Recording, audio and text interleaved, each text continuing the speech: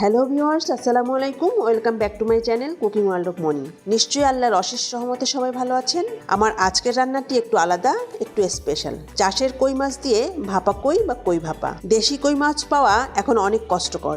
বাজারে ঘুরেও যখন দেশি কই পেলাম না, তখন ভাবলাম চাষের কই দিয়েই দেখি একটা সুন্দর ভাপা কই রেসিপি বানিয়ে ফেলি। আর বিশ্বাস করুন, সঠিক মশলা আর একটু ভালোবাসা দিয়ে রান্না করলে চাষের কইও হয় একেবারে লাজবাব বা অতুলনীয়। চলুন তাহলে রেসিপিটি শুরু করি।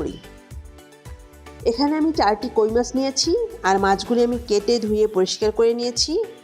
মাছের ভিতর পর্যন্ত যাতে মশলা ঢোকে সেজন্য মাছের মাঝখানে হালকা একটু চিড়ে দিয়েছি। তো প্রথমেই আমি মাছটা ম্যারিনেট করে নিব। দিচ্ছি 1 টেবিল চামচ লেবুর রস, এতে করে মাছের কাঁচা গন্ধটা দূর হবে। দিচ্ছি স্বাদমতো কিছুটা লবণ, হাফ চা চামচ হলুদ গুঁড়া, হাফ চা চামচ মরিচ গুঁড়া। এবার ভালোভাবে মাছের গায়ে মশলাগুলো মাখিয়ে নিচ্ছি। যেহেতু এটা চাষের কই মাছ, তাই আমি ভাপে দেওয়ার আগে হালকা একটু ভেজে নেব। তবে দেশি কই মাছ হলে ভেজেও নিতে পারেন, আবার সরাসরি মশলায় দিয়েও ভাপে দিতে পারেন, একই প্রসেস।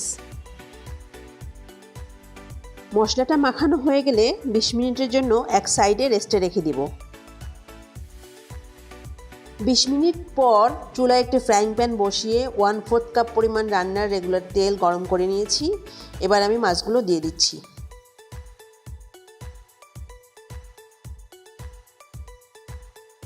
মাছগুলো উল্টে দিচ্ছি।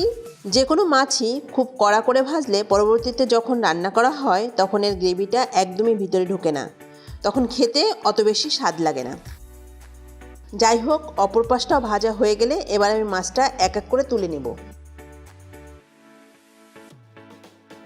এখন এই একই তেলে হাফ কাপ পরিমাণ পেঁয়াজ বেরেস্তা করে নিচ্ছি পরবর্তীতে ইউজ করার জন্য।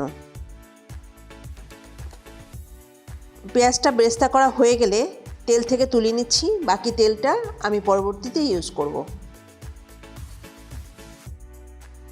এখন গ্রেভির জন্য একটা মশলা বানিয়ে নিব। দিচ্ছি হাফ কাপ পেঁয়াজ বাটা, সরিষা বাটা দিচ্ছি হাফ চা চামচ, রসুন বাটা দিচ্ছি হাফ চা চামচ, দিচ্ছি স্বাদমতো লবণ, হলুদ গুঁড়া দিচ্ছি হাফ চা চামচ,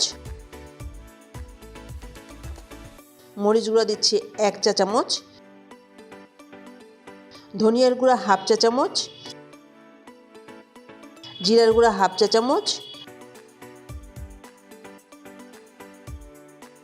সরিষার তেল দিচ্ছি 1/4 কাপ, পানি দিয়ে দিলাম হাফ কাপ। এখন এই মশলাটাকে ভালোভাবে মিশিয়ে নিচ্ছি।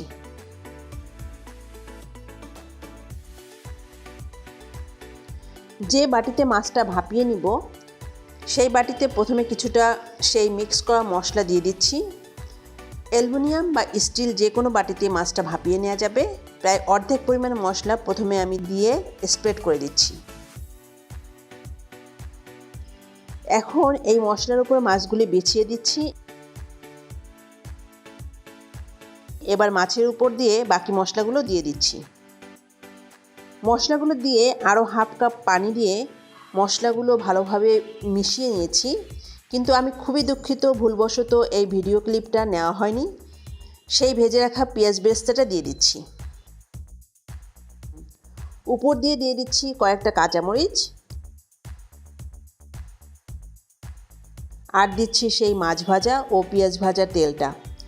ব্যাস, সব ইনগ্রিডিয়েন্টস দেওয়া কমপ্লিট হয়ে গেল। এবার ঢাকনা লাগিয়ে দিচ্ছি। চুলায় একটা পাত্রে কিছুটা পানি গরম হতে দিয়েছি। এবার একটি স্ট্যান্ড দিয়ে তার উপরে মাছের বাটিটা বসিয়ে দিচ্ছি।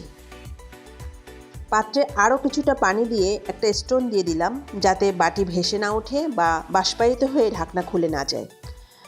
আমার কাছে স্টোনটা আছে, আপনারা ভারী কিছু দিয়ে দিবেন। এভাবে আমি আধা ঘন্টা চুলায় হাই হিটে রান্না করে নেব। দেখতে পাচ্ছেন কিভাবে পানির মধ্যে বাটিটা দেওয়া হয়েছে। পানি শুকিয়ে গেলে আবার পানি দিয়ে দিতে হবে। এবার আমি চুলাটা বন্ধ করে স্টোনটা সরিয়ে নিচ্ছি আর এভাবে রেখে ঠান্ডা হলে ঢাকনাটা খুলে নেব। মোটামুটি ঠান্ডা হয়েছে, ঢাকনাটা ধরা যাচ্ছে।